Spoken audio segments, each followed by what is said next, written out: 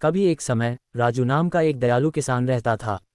उसके पास एक छोटी सी झोपड़ी थी जिसकी छत सूखी घास से बनी थी। राजू बड़ा ही गरीब किसान भी था, पर उसने अपनी गरीबी से कभी हिम्मत नहीं हारी थी। राजू अपने खेतों में बहुत मेहनत किया करता था। उसकी मेहनत से ही इस साल उसका खेत सब्जियों से भरा हुआ था। मोटे लाल टमाटर, कुरकुरी हरी बीन्स और चमकदार बैंगनी बैंगन। राजू हर दिन बहुत मेहनत करता था, अपने पौधों को सींचता था और घास निकालता था। लेकिन इस साल बारिश के बादल लुका छिपी खेल रहे थे। सूरज एक विशाल गर्म दीपक की तरह चमकता था, जिससे जमीन सूख जाती थी और सब्जियां प्यासी हो जाती थीं। राजू चिंतित था। बारिश के बिना उसकी सब्जियां नहीं उग पाएंगी और उसके पास बाजार में बेचने के लिए पर्याप्त फसल भी नहीं होगी। वह अपनी छोटी बेटी रानी के लिए नए जूते या मीठे जलेबी, तले हुए आटे का नाश्ता नहीं खरीद पाएगा। एक सुबह राजू उदास महसूस कर रहा था। जब वह अपनी झोपड़ी के पास बैठा था तो एक छोटी सी गौरैया उसके कंधे पर आकर बैठ गई।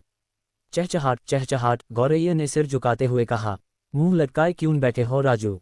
राजू हैरान था। एक बोलने वाली गौरैया। उसने सूखी जमीन और भूखी सब्जियों के बारे में अपनी चिंता बताई।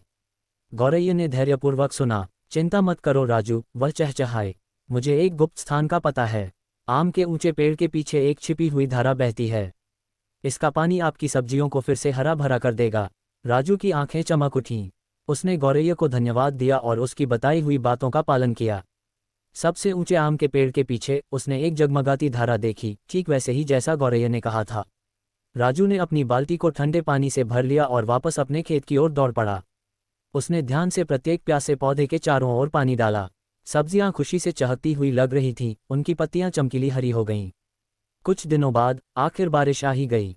कोमल बूंदें छत पर टप टप टिपकी, जिससे राजू का दिल खुशी से भर गया। उसकी सब्जियां बड़ी और मजबूत हो गईं, चुनने के लिए तैयार। राजू ने अपने ताजे फल सब्जियां बाजार में बेची। उसकी मुस्कान सूरज की तरह चमक रही थी। उसने रानी के लिए नए जूते और जलेबियों का एक बड़ा डिब्बा खरीदा। मददगार गौरैया और छिपी हुई धारा की बदौलत सभी ने एक स्वादिष्ट भोज का आनंद लिया। उस दिन से राजू कभी भी छोटी गौरैया की दयालुता और छिपी हुई धारा के जादू को नहीं भूला। वह जानता था कि भले ही चीजें मुश्किल लगती हैं, वहां हमेशा थोड़ा जादू खोजने के लिए इंतजार कर रहा होता है।